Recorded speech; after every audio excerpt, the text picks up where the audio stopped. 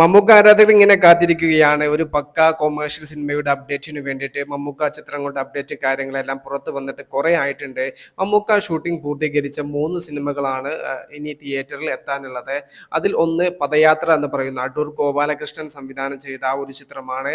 അതിനുശേഷം വരാനിരിക്കുന്നത് മമ്മൂക്ക ധനുഷ് കൂട്ടുകെട്ടിൽ വരുന്ന തമിഴ് മൂവിയാണ്. പിന്നെ മറ്റൊരു സിനിമയിലും കൂടെ മമ്മൂക്ക അഭിനയിച്ചിട്ടുണ്ട്. അതൊരു ക്യാമിയോ വേഷം ചെയ്ത നമ്മുടെ അരുൺ മൂർത്തി സംവിധാനം ചെയ്ത തുടരും എന്ന് പറയുന്ന സിനിമയിലെ വില്ലൻ വേഷം ചെയ്ത ജോർജ് സാർ എന്ന് പറയുന്ന ആ ഒരു കഥാപാത്രത്തെ അടിപൊളിയായിട്ട് അവതരിപ്പിച്ച അദ്ദേഹത്തെ പിന്നീട് നമ്മൾ സിനിമയിലൊന്നും കണ്ടിട്ടില്ല.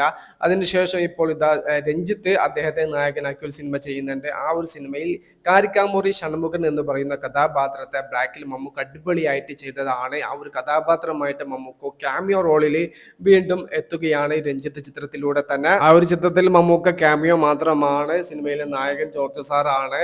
അങ്ങനെ മമ്മൂക്ക ഭാഗമായിട്ടുള്ള 3 സിനിമയുടെ ഷൂട്ട് കാര്യങ്ങളെല്ലാം കംപ്ലീറ്റ് ആയതാണ്. ഇപ്പോൾ മമ്മൂക്ക ധനുഷ് ചിത്രത്തിന്റെ ഷൂട്ട് കാര്യങ്ങളെല്ലാം തീർത്തതിന് ശേഷം വിദേശ യാത്രയിലാണ്. ഏകദേശം ജൂൺ അവസാനത്തോടു കൂടെ മമ്മൂക്ക നാട്ടിലെത്തും. അതിനുശേഷമാണ് മമ്മൂക്ക ആരാധകർ കാത്തിരിക്കുന്ന നിതീഷ് സഹദേവ് മമ്മൂക്ക ചിത്രം കാര്യങ്ങളെല്ലാം ആരംഭിക്കുക. ജൂലൈ ആദ്യ വീക്കിൽ തന്നെ ചിത്രത്തിന്റെ ഷൂട്ട് കാര്യങ്ങളെല്ലാം തുടങ്ങും എന്നുള്ള ഏറ്റവും പുതിയ റിപ്പോർട്ടാണ് പുറത്തു വന്നിരിക്കുന്നത്.